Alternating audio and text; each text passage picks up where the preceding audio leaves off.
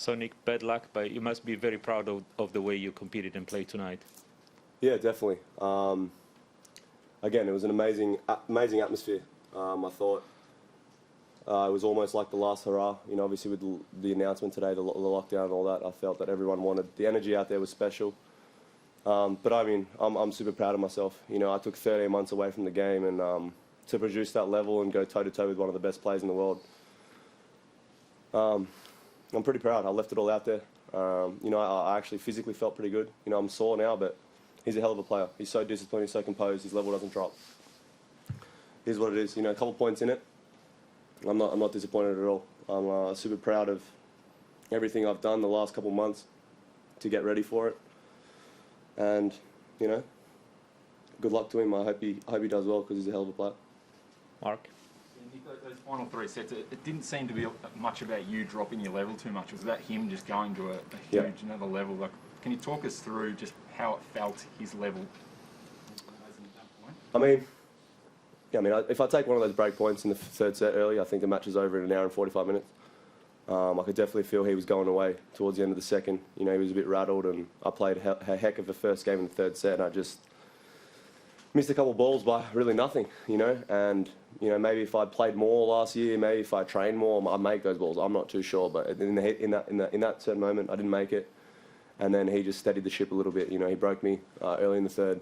I felt like my serving kind of went away a little bit. I think that's a body thing. Like, I just don't feel as if the load isn't there yet quite to be serving that many. Like, over 3 days, I've played 10 sets of tennis, almost 7 hours of tennis. So it's pretty remarkable that my body's actually the way it is at the moment. I'm super proud of it. Yeah, he played well. I mean, dude, he's the third best player in the world for a reason. And I'm right there. And I believe in myself. I knew that today I had an absolute fighting chance. I knew that I walked in that match expecting to win. That's how I always go into a match. But he steadied the ship well, and that's why he's great. Any idea how much you'll play the rest of the year? I don't know, man. I can change like the wind. I'm not too sure. Depending on what happens with COVID in Australia, you know, I'm assuming we'll probably settle it pretty quickly. But I don't know how I'll have to quarantine overseas in tournaments. I don't know if, you know, I'm not. For me personally, man, I'm used to playing in front of packed stadiums, so I'm not gonna force myself around the world when the time's not right, where I have to quarantine for a week, then play, and I don't know. I'm not too sure what lies ahead, but now I'm focusing on doubles tomorrow. I'm gonna have some fun with Thanasi, and unfortunately, there's obviously gonna be no crowd, but I'm not thinking that far ahead.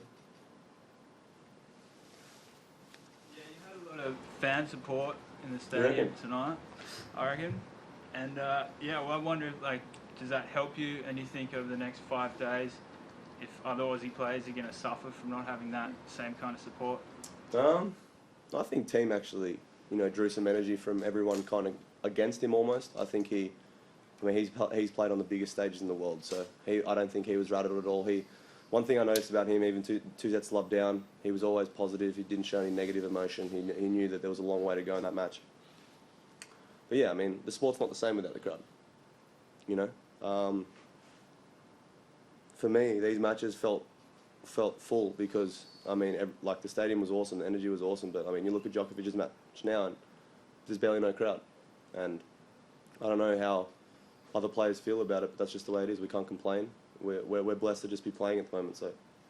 So? Now that you've come back and you've had that experience tonight and the last match, having spent so long away from the game, did you sort of forget what it felt like to be out there, like in that arena against the best in the world, testing yourself against the best in the world? And does that make you want to go out and maybe do 7 days quarantine to play in another stadium like that? Like, will that spur you on, the experience of the last 48 hours? I don't know. I mean, it's not.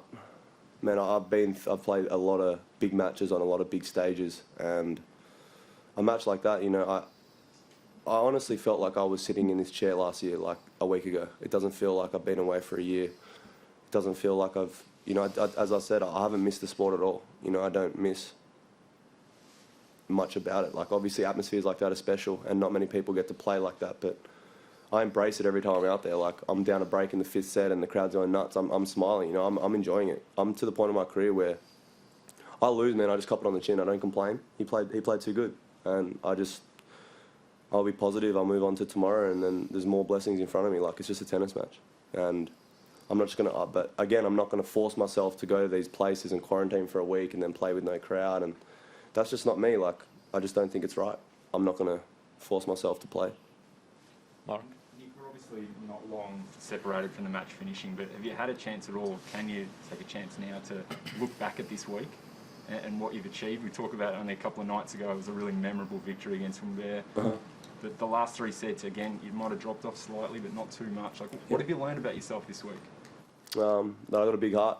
I'm pretty proud of myself just to have, you know, I was going through a lot during the year, and I was pretty proud of the way I prepared. I was really, really, really happy with the way I played. I mean, my perspective, look, I lost that match, and as soon as I lost, I wasn't upset. I was smiling. I was happy for him. You know, he's put in a lot of work. The body of work, the foundation he's put in is he's rewarded for it. I'm happy for him. I'm not a jealous or envious person. So I was, you know, I lose and I live on tomorrow. Like, that's just how I look at it. I don't look at this week as an achievement or anything. You know, I had a lot of good memories, but that's what it is what it is. 2 nights ago, you were talking about if you had come off the court in that 4th set against Humbert, you were sort of saying, you know, I'll go look at all the negative press about me, etc., etc. It feels like tonight's different, though. You don't have those same thoughts. Yeah, I feel as if I was definitely a heavy underdog in tonight's match. I feel like the setup was a little different. Even though Humbert was seeded, I still felt as if there was a lot of, you know, I got a feeling the bookies probably had me as a favourite. But tonight I was a massive underdog.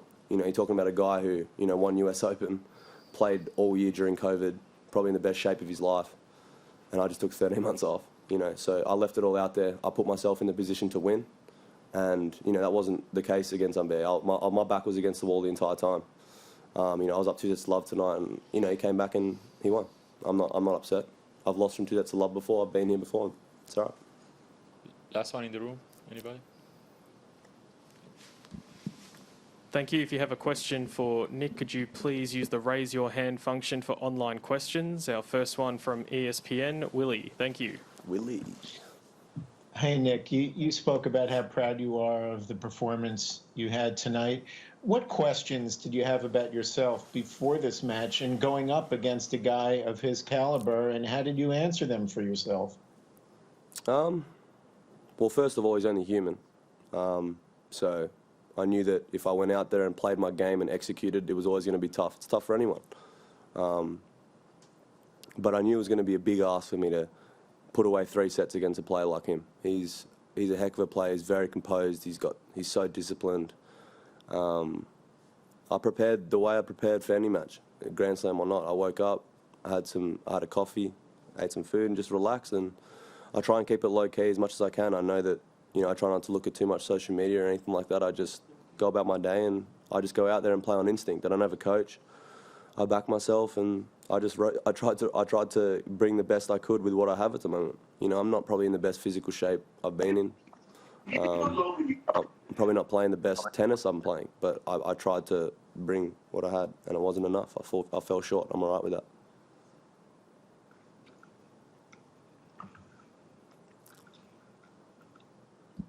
Thank you. Our next question from The National, Reem.